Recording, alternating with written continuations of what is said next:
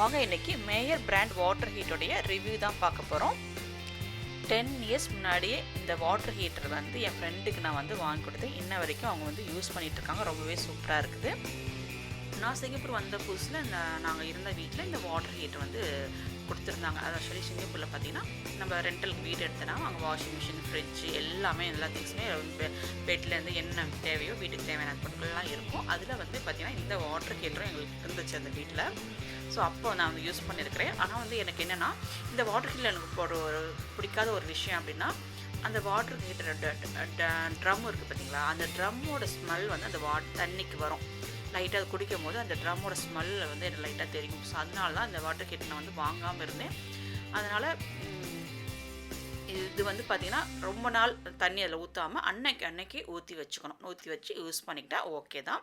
இப்போ வந்து எனக்கு வந்து இது ரொம்ப தேவைப்பட்டது. ஏன்னா வந்து இப்போ இருக்க வீட்டில் பார்த்திங்கன்னா ஸ்டவ் ஆன் பண்ணோம்னா ஓடி போய் எல்லா கதவு ஜன்னல் எல்லாம் சாத்தணும், காற்றடிச்சிட்டே இருக்கும். அதனால் சமையல்லாம் முடிச்சுட்டு ஜன்னல்லாம் திறந்து விட்டோம்னா அதுக்கப்புறமா சுடு தண்ணி போடணும்னா இப்போ எல்லாத்தையும் சாத்தணும். ஸோ அதுக்காக தான் யோசிச்சுட்டு இந்த வாட்டர் ஹீட்டர் வாங்கிக்கலான்னு சொல்லிட்டு வாங்கினேன். இதுக்குள்ளே பார்த்திங்கன்னா இந்த ஸ்டெயின்லெஸ் ஸ்டீல் தான் கொடுத்துருக்குறாங்க. நம்ம தண்ணி ஊற்றி வச்சுக்கணும்.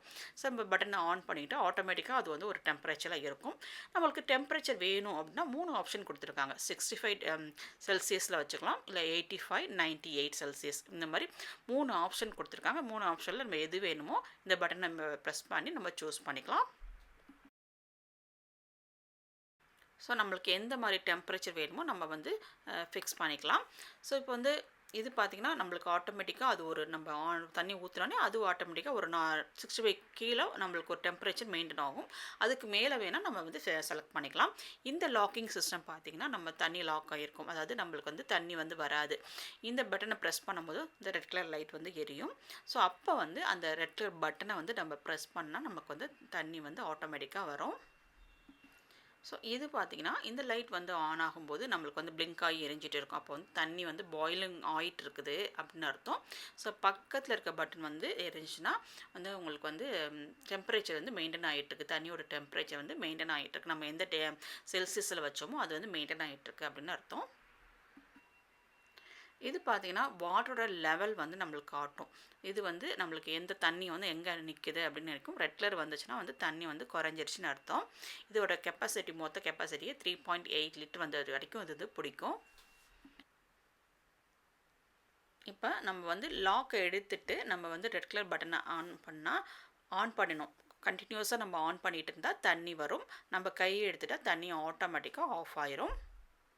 சப்போஸ் வந்து நம்மளுக்கு கரண்ட் இல்லை, இதில் தண்ணி எடுக்க முடியுமா, அதுக்கும் ஒரு ஆப்ஷன் கொடுத்துருக்காங்க. இதை வந்து இந்த பட்டன் வந்து ஆன் சைடு வந்து ஆன் பண்ணிவிட்டு உள்ளே ப்ரெஸ் பண்ணணுங்க. உள்ளே ப்ரெஸ் பண்ணோம்னா ஆட்டோமேட்டிக்காக நமக்கு வந்து தண்ணி வரும். நம்ம கரண்ட் இல்லாத போதும் நமக்கு வந்து தண்ணி வந்து நம்ம கப்பில் பிடிச்சிக்கலாம். இந்த மாதிரி உள்ளே வந்து ப்ரெஸ் பண்ணும்போது நமக்கு வந்து தண்ணி வந்து வரும். நமக்கு இந்த மாதிரி ப்ரெஸ் பண்ணால் தண்ணி வந்து பம்ப் ஆகி நமக்கு கரண்ட் இல்லாத போது நம்ம வந்து தண்ணி பிடிச்சிக்கிற மாதிரி இருக்கும். அதே மாதிரி நம்மளுக்கு வந்து ஓரளவு வந்து டக்குன்னு வந்து கரண்ட் இல்லாத போது டெம்பரேச்சர் வந்து ஓரளவு மெயின்டைன் ஆகிட்டு தான் இருக்கும். நம்ம ஃப்ளாஸ்க்லாம் எப்படி ஊற்றி வச்சா எப்படி இருக்குமா, ஹாட்டாக தானே இருக்கும். அதே மாதிரி இதுலேயும் பார்த்திங்கன்னா கரண்ட் இல்லைனாலும் தண்ணி வந்து ஓரளவு ஹீட் வந்து மெயின்டைன் ஆகிட்ருக்கும்.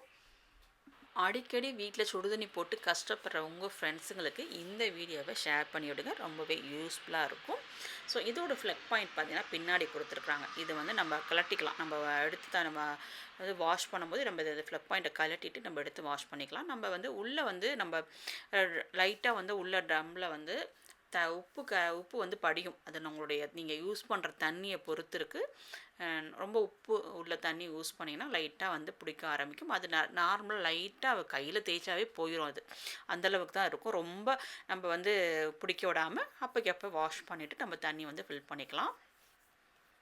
ஸோ இந்த இடத்துல பார்த்திங்கன்னா இங்கேயும் ஒரு பட்டன் கொடுத்துருக்காங்க. நம்ம வந்து ரெட் கலர் பட்டனை ஆன் பண்ணிக்கிட்டே தான் நம்ம தண்ணி பிடிக்கணும். ஸோ அந்த மாதிரி இல்லாமல் ஒரு கையிலே வந்து நம்ம வந்து ஜஸ்ட்டு லாக்கை எடுத்து விட்டுட்டு நம்ம வந்து ஜஸ்ட்டு கப்பை வச்சு அந்த பட்டனை ப்ரெஸ் பண்ணால் தண்ணி வந்து ஆட்டோமேட்டிக்காக நம்ம பிடிச்சிக்கலாம். அந்த மாதிரி ஆப்ஷனும் கொடுத்துருக்காங்க. இது கீழே பார்த்திங்கன்னா இந்த மாதிரி ஒரு பட்டன் கொடுத்துருக்காங்க. இதை ப்ரெஸ் பண்ணோம்னா நம்ம கப்பை வச்சே அழுத்தினோம்னா வந்துடும். கப்போ அல்லது வாட்டர் பாட்டில் ஃபில் பண்ணா கூட அந்த மாதிரி வச்சு நம்ம ப்ரெஸ் பண்ணிட்டா நம்ம வந்து தண்ணி வந்து ஃபில் பண்ணிக்கலாம். இந்த வாட்டர் ஹீட்டர் ரிவ்யூ உங்கள் எல்லாருக்கும் பிடிச்சிருக்குன்னு நினைக்கிறேன். இது போன்ற வீடியோஸ் வேணும்னா மறக்காமல் குறை வீட்டு சமையலை சப்ஸ்கிரைப் பண்ணி சப்போர்ட் பண்ணுங்கள். தேங்க்யூ.